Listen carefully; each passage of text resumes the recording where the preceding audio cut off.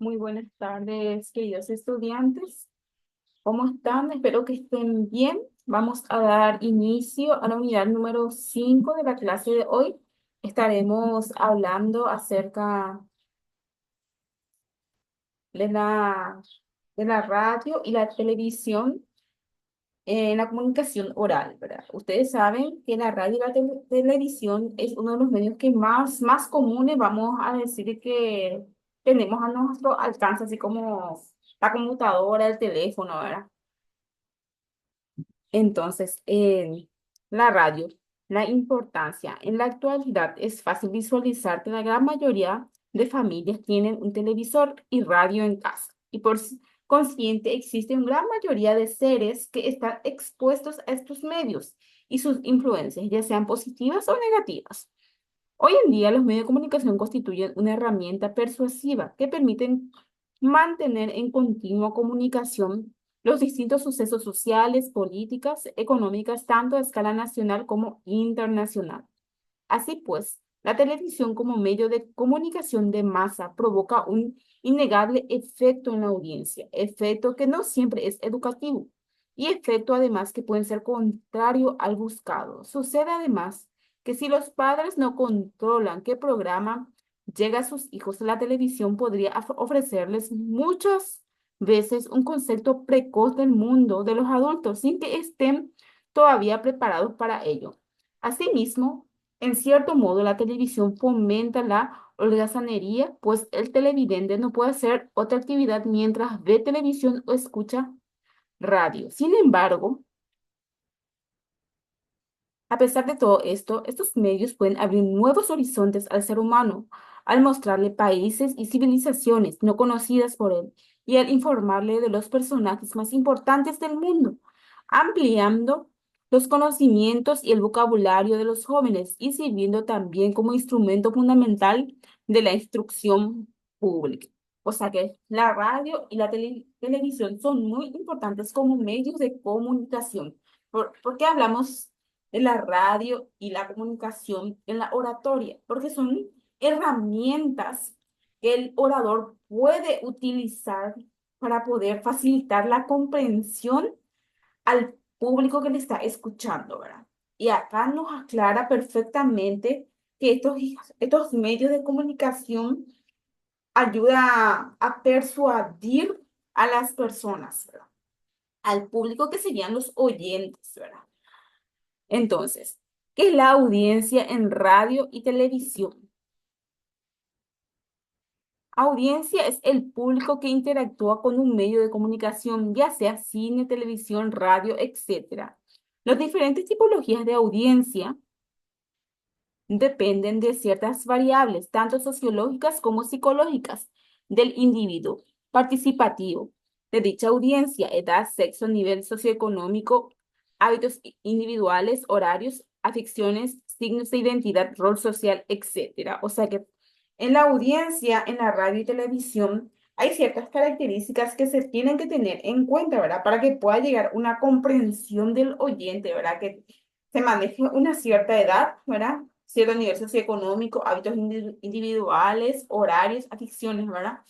Que si un niño se va, por ejemplo, a un programa de adultos, ¿verdad? No va a poder comprender específicamente de qué es lo que se está tratando, ¿verdad? Entonces no le va a llegar la información de la manera correcta, ¿verdad? Y en la oratoria también, eso es lo que se busca, ¿verdad? Que la persona que está comunicando la información, ¿verdad? Que el oyente entienda y comprenda de lo que el orador está hablando. Retransmisión de audiencia presente. Retransmisión sin audiencia presente. En efecto, esta retransmisión constituye en ciertas condiciones una comunicación al público de las obras que deben ser autorizadas por su autor. El derecho a la unión pretende la instauración de un nivel elevado de protección en favor de los autores de obras, que les permitan recibir una compensación adecuada por la utilización de esta, en particular con motivo de su comunicación al público. Con ese objeto, los autores tienen el derecho exclusivo de autorizar o de prohibir toda comunicación de sus obras al público. Entonces, la retransmisión sin audiencia presente es cuando una persona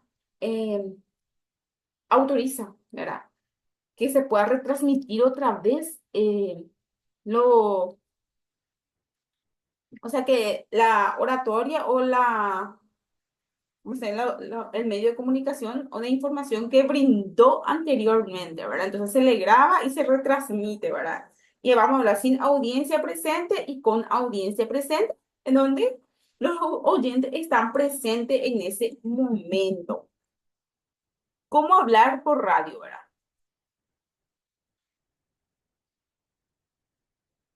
Debe considerarse lo siguiente. Las siguientes características, ¿verdad? Para hablar con radio, ¿verdad? Hablar con claridad, de modo que no pueda haber confusión con otras palabras, ¿verdad?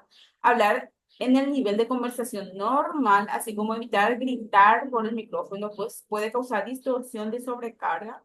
La voz se emite en el volumen máximo de una conversación normal. Debe evitarse bajar el tono de la voz al final de una palabra, hablar despacio pero con frases en lugar de palabras por palabras. Son así requisitos o formas de que una persona tiene que manejar en el momento de hablar por la radio, ¿verdad? La entrevista radiofónica, ¿verdad? En la entrevista radiofónica, el diálogo entre entrevistador y entrevistado se complementa con un conjunto de datos audibles que el oyente recibe como elemento comunicativo y que refleja la riqueza expresiva del medio. La voz, la entonación, la cadencia, los climas y actitudes que se perciben a través del sonido, etcétera, desempeñan una función determinante en la comprensión e interpretación que el oyente hace de la entrevista, hasta el punto de condicionar el discurso del entrevistado. O sea que es muy importante las entrevistas que se hacen de manera radiofónica, ¿verdad? ¿Vieron? En el papel que desempeña el entrevistador, ¿verdad? En la voz, la entonación que debe realizar, las preguntas que le hacen al oyente, ¿verdad? Todos esos detalles uno tiene que tener en cuenta. En la oratoria también es muy importante la voz, la entonación, la actitud, el sonido que uno emite al transmitir la información. Para hablar por televisión. Bueno, al hablar de televisión ya sabemos, ¿verdad? Que las personas no van a observar, ¿verdad? Consejos para periodistas, ¿verdad? Y para hablar antes de las cámaras de televisión. La base para cualquier intervención en público siempre pasa por tener claro el objetivo de la comunicación y saber a quién te diriges. De esta forma será más fácil transmitir el mensaje y sobre todo hacer que este llegue al receptor con la máxima sencillez. O sea que es muy importante el objetivo de la comunicación y a quién se va dirigido, a niños, a jóvenes y adultos. Hay que saber identificar para poder transmitir la información para que el oyente pueda comprender lo que se está queriendo hacer llegar. Si quieres un resumen, hay 9 consejos para hablar ante la cámara, ¿verdad? Primero, controla los nervios al hablar ante la cámara. Bueno, yo creo que los periodistas practican todos los días, ¿verdad? Para poder hablar en las cámaras, ¿verdad? Los nervios suelen nacer de una mala respiración, lo que a su vez alude a una falta de experiencia. Mediante diferentes ejercicios se puede aprender a controlar la respiración y a controlar los nervios. Si habla en público ante las cámaras, te supone un gran estrés. Existen trucos y consejos para perder los nervios al hablar en público. O sea que para hablar en público se tiene que manejar la respiración. También cuando uno habla en público, en una conferencia, ¿verdad? O en un auditorio, también tiene que tratar de controlar los nervios y la respiración en el momento de utilizar el micrófono. Porque al utilizar el micrófono hay ciertos técnicas, ¿verdad? Que el orador tiene que utilizar para que el micrófono no, para que el sonido salga bien, ¿verdad? Que no salga muy lejos o muy fuerte, ya porque uno acerca el micrófono muy cerca de la boca, ¿verdad? Hay una distancia adecuada que uno tiene que manejar y hablar fluidamente. Comunicar emoción con tu mensaje. Tu objetivo es transmitir ideas, sensaciones o emociones. Te transmite aquello que le puede interesar al espectador. en una noticia, por ejemplo, esto será la información que queremos resaltar. También es posible acompañar tus palabras de vivencias personales, lo que humanizan y ayudan a transmitir tu mensaje. Si no tienes nada que decir, tu discurso está hueco. Ten en cuenta tu objetivo e intenta dispersar sensaciones en los espectadores. Las sensaciones son impresiones que dan quienes están hablando. Las emociones es mover el espíritu, cambiar de la risa al llanto, sensaciones que todos hemos sentido. Bueno, todos aquellos capaces de sentir emociones. Bueno, entonces es muy importante tener ciertas emociones en el momento de transmitir la información para que le pueda llegar al espectador, ¿verdad? O al oyente. El tercero es hablar para el espectador de televisión. El oyente tiene el derecho a entender. Para conseguir esto hay que tener en cuenta dos reglas.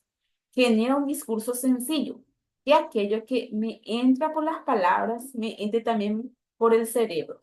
El vocabulario tiene que ser acorde a aquellas personas que quieren hacer llegar mi mensaje. Pronunciar con claridad para que el espectador no deba preguntarse, ¿qué ha dicho? Evita hablar rápido y articula cada palabra. ¿Me entiende? ¿Para qué? La persona que está al otro pueda entender la información. Como lo dice César, hay que hablar sin molestar a los científicos. Gente con gran sabiduría en la materia trata para que no digan, este ignorante, de qué va? Pero también hay que hablar para que la gente que no tiene esos estudios lo pueda seguir en los medios de comunicación. Existen recursos y fórmulas para captar la atención del espectador. Conocerlos y saber utilizarlos añadirá profesionalidad a tus locuciones. Además, hay diversos errores comunes que conviene conocer y evitar. El cuarto, usar la pausa. Hace unos años se aprendía a enfatizar en cada frase aquella palabra más importante. Hoy en día esta práctica se realiza a menor medida. Al hablar sin pausa y sin enfatizar las palabras más relevantes, el discurso coge mucha velocidad, lo que desorienta al espectador. Una pausa puede indicar el cierre de una sección del discurso o destacar ciertas palabras para resaltar la información que queremos que llegue al espectador. Pausar, aparte de una locución muy rápida, es sinónimo de nerviosismo y de inexperiencia. Bueno, es muy importante la pausa para poder cerrar ideas. Entonces, es cuestión de práctica para poder hablar en público.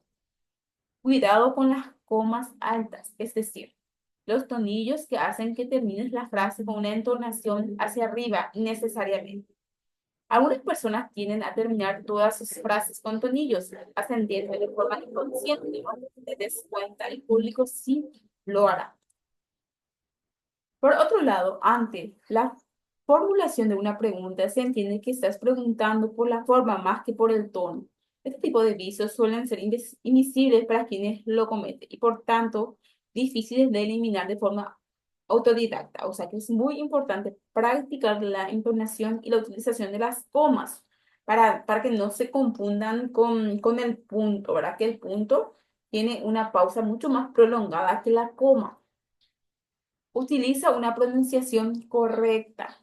Conviene evitar fallos de pronunciación, como por ejemplo decir cónyuge en lugar de cónyuge, o estilo en vez de éxito, éxito en vez de éxito. Este tipo de errores restan personalidad y credibilidad a quien los comete. El 7. Resulta creíble ante la cámara. El secreto del comunicador es la credibilidad, independientemente del medio donde trabajes. Para sonar creíble, evite leer tu mensaje.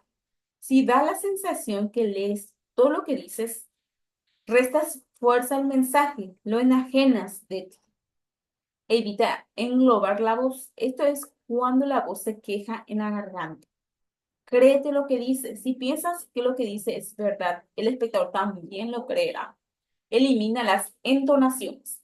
Seguramente habéis fijado en presentadores o más fácil, locutores de videos amateurs de YouTube que usan entonaciones. A los 2 minutos de escucharlo, ya sabes que van a terminar todas sus frases con cierta entonación. La idea es perder este vicio, consiguiendo una pronunciación lo más neutral posible.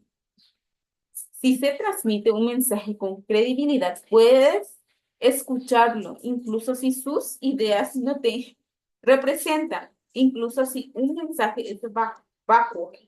Aunque es cierto que es más fácil sentirse identificado con aquellos que transmiten ideas que compartir. Muy bien. Entonces, cuando nosotros transmitimos una información, ¿verdad? Tenemos que seguir estos requisitos, ¿verdad? No leer el mensaje, o sea que tener ya una noción de qué es lo que vamos a estar hablando, ¿verdad? Englobar la voz, creer lo que estamos diciendo y eliminar las entonaciones innecesarias. El 8, ten personalidad. Hablar con seguridad despierta emociones. Hablando en plata, diferenciaríamos dos grandes grupos de espectadores. Presentador de culo apretado, aquel con nervios, en constante tensión, aquellos que te dan apretados, que tienen el culo, pues se les puede escapar un pedo, ponerse rojo y quedarse bloqueado. Eso es cuando una persona está nerviosa, ¿verdad? Presentador suelto, aquel que está desinhibido, cómodo ante las cámaras, aquellos que si se les escapa un pedo, aceptan la culpa o porque no le pasan el marrón a quien tiene el culo apretado. O sea que son las personas que no tienen nervio en el momento de hablar en público, sería estos ejemplos que estamos estudiando.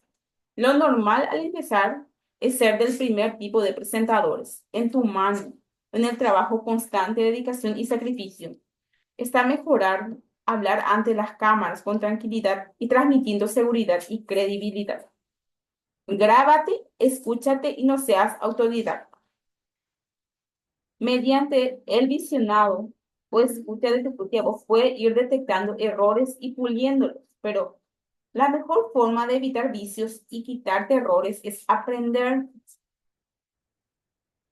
de alguien con criterio, dispuesto a enseñarte. Los profesionales de la materia son quienes realmente podrán indicarte tus defectos para mejorarlos y potenciar los puntos fuertes.